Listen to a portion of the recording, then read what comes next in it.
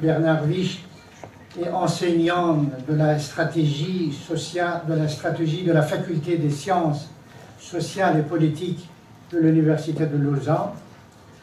Il est l'auteur de plusieurs publications. Son dernier ouvrage s'est intitulé « L'Europe met Max demain, retour à la défense citoyenne ». À côté de ses activités scientifiques, Bernard Wicht a participé à plusieurs négociations internationales avec l'Organisation mondiale du commerce ou avec la Commission européenne. Vous avez la parole, Monsieur Wicht. Merci beaucoup.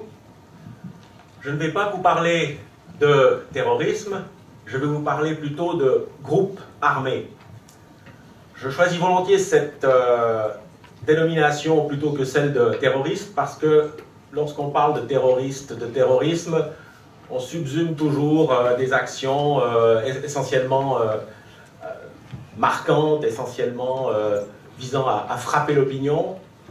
Et j'utilise le terme de groupe armé parce que je me pose la question, non pas en termes de violence, mais en termes de state building, comme on dit en français moderne, donc de formation de l'État. Et au fond, la question est la suivante. Au mois de juillet, l'opinion mondiale découvre l'État islamique, Daesh, découvre qu'il est capable de s'emparer d'un territoire très important, non seulement de s'en emparer, mais également jusqu'à maintenant de le tenir. Et M. Rastebine vient de nous dire que actuellement, il y a une coalition de 40 pays contre lui. Cela a pu surprendre. Mais c'est là que je me pose véritablement la question, est-ce que nous ne sommes pas en face, avec Daesh, mais avec d'autres aussi, en face de nouvelles formes d'organisation politique ou proto-étatiques qui sont capables de concurrencer les États. Pourquoi je dis ça? Parce que avec Daesh, je dirais, la chose est apparue au grand jour. Mais lorsque on examine ces mouvements, ces groupes armés, que ce soit l'IRA en Irlande du Nord, que ce soit les FARC en Colombie, que ce soit le Hezbollah, le Hamas, et lorsque on a commencé à les analyser, eh bien, au début des années 2000, on a avancé un chiffre tout à fait intéressant.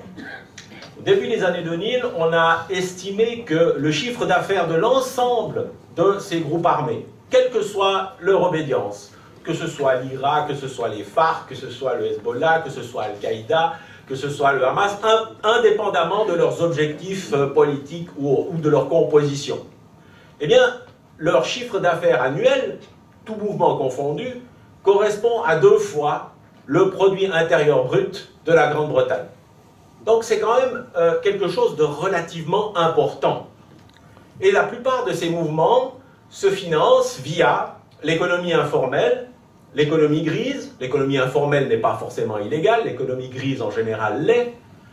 Et cette économie représente, selon les estimations, elle ne publie pas de bilan chiffré, selon les estimations, entre 15 et 20% du produit brut global.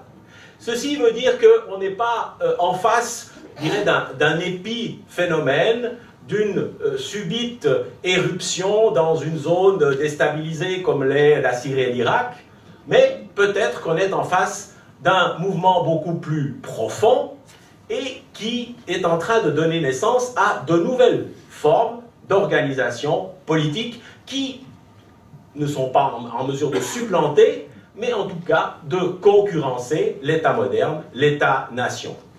Alors, quand j'utilise le terme de révolution militaire, je ne l'utilise pas simplement, je dirais, dans un but journalistique. J'utilise le concept de révolution militaire tel qu'il a été élaboré par les historiens anglo-saxons à partir des années 1950.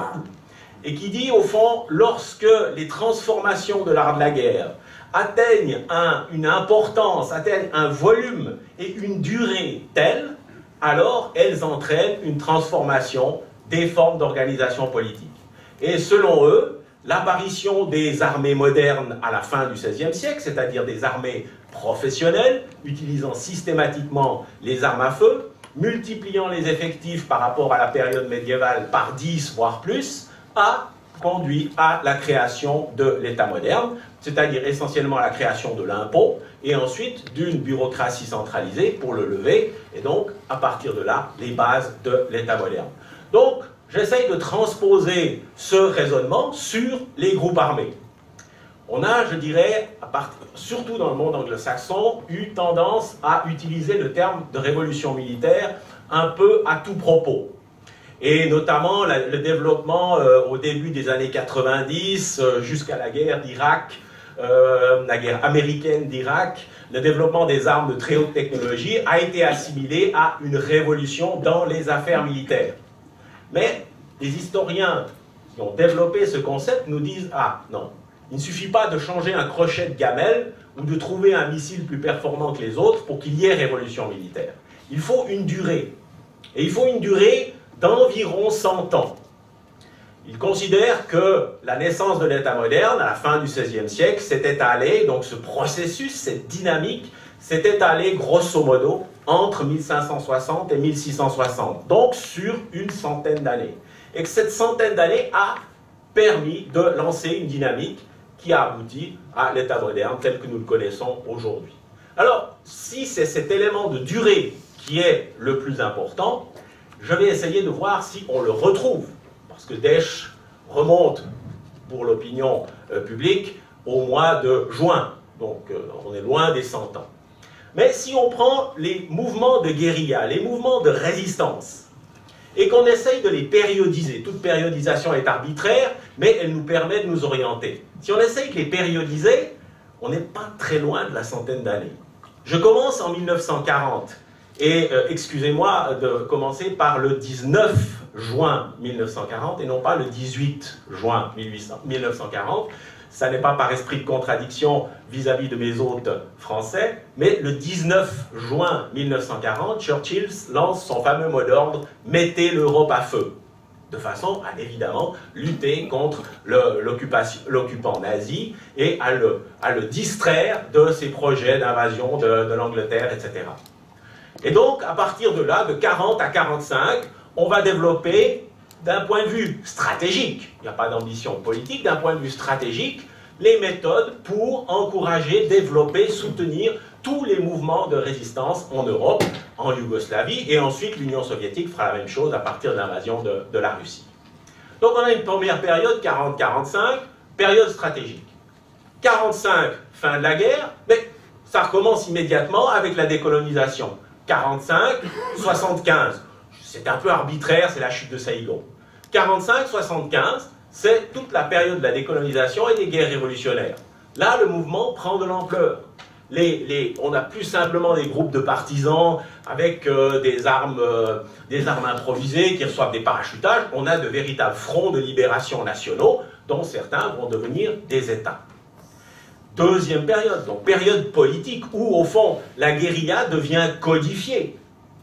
La terreur est codifiée aussi parce que il faut prendre en main la population, et les guerres de décolonisation le montrent, que ce soit l'insurrection ou la contre-insurrection, vont faire un usage abondant de la terreur et de la contre-terreur.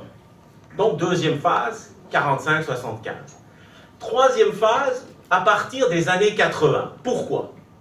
Parce qu'à partir des années 80, alors, les mouvements de libération nationaux qui ont pu devenir des États sont devenus des États. Mais beaucoup de mouvements n'y sont pas parvenus. Prenons l'IRA. L'IRA n'a pas réussi à obtenir l'indépendance de l'Irlande du Nord ni à la rattacher. Prenons l'OLP. Prenons les FARC en Colombie. Ces mouvements ont parfois une durée de vie supérieure à certains États. Les FARC ont une durée de vie supérieure à l'État d'Israël, par exemple.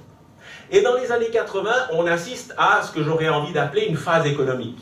C'est-à-dire que ces mouvements se rendent compte qu'ils sont un peu à la merci des alliances internationales. Une fois, l'OLP est soutenue par les monarchies pétrolières, une fois, elle est lâchée. Une fois, l'IRA est soutenue par la diaspora irlandaise aux États-Unis, une fois, on la laisse tomber. Et c'est la même chose pour tous ces mouvements.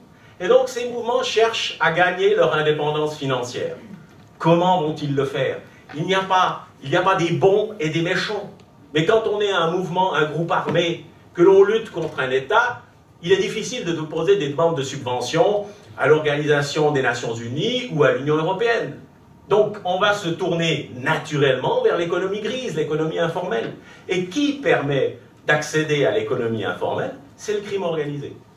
Et à partir des années 80, on assiste à un mariage contre nature, mais obligé par les événements, de ces groupes armés qui se rapprochent des mafias et du crime organisé, non pas par goût du luxe, non pas par abandon de leurs idéaux, mais par nécessité pour trouver les moyens de financement. Et à partir de là, je dirais, une mécanique, une dynamique s'enclenche. La globalisation financière, la libéralisation des marchés financiers ne va faire qu'accélérer le mouvement, et on a ce résultat auquel je parlais tout à l'heure, 2 fois, et ça c'était il y a 10 ans, 2 fois le PIB du Royaume-Uni. Et si on prend les caractéristiques, on voit que les caractéristiques sont intéressantes parce qu'elles prennent le contre-pied de l'État moderne. L'État moderne, c'est quoi? C'est un territoire, une population et un gouvernement. Or, les 2 principales caractéristiques des groupes armés, c'est une puissance militaire, on le voit bien avec Daesh, mais on le voit bien aussi avec le Hamas, le Hezbollah, les FARC ou autres, et une puissance financière. Quand je dis puissance financière, on se comprend, c'est-à-dire que c'est le moyen de se financer de manière autonome. Il ne s'agit pas nécessairement de faire des profits. Les groupes armés ne sont pas les banques suisses, dans ce sens-là. Mais leur financement leur permet de vivre de manière autonome et donc d'être indépendant de toute pression extérieure. Et à partir de là, on a une forme d'organisation qui est résiliente, qui est relativement solide, beaucoup plus efficace, semble-t-il, que les États, et qui, du point de vue stratégique, a la liberté d'action. Pourquoi? Parce qu'ils disposent librement et exactement comme ils l'entendent de leur financement. Ce qui n'est pas le cas pour les États, puisque la crise 2008 l'a bien montré. Et puis ensuite, il y a des procédures parlementaires, heureusement, qui font qu'un État ne peut pas soudain distraire une partie de son budget pour une action stratégique qu'il juge utile. Donc, ces mouvements ont non seulement une durée, ils ont également une flexibilité que l'État moderne n'a pas. Et c'est la raison pour laquelle, et c'est en raison de cette durée, 1940, selon la périodisation que je vous ai proposée, jusqu'à aujourd'hui et sans doute demain également, on n'est pas loin du siècle. On n'est pas loin du siècle. Et donc, comme Norbert Elias, le sociologue, disait à propos de l'État moderne en son début, au début, l'État moderne, c'est simplement des féodalités en concurrence. Des féodalités en concurrence. Et cette formulation me frappe beaucoup quand je vois l'émergence de ces groupes, leur solidité et leur efficacité. Merci de votre attention. Merci bien.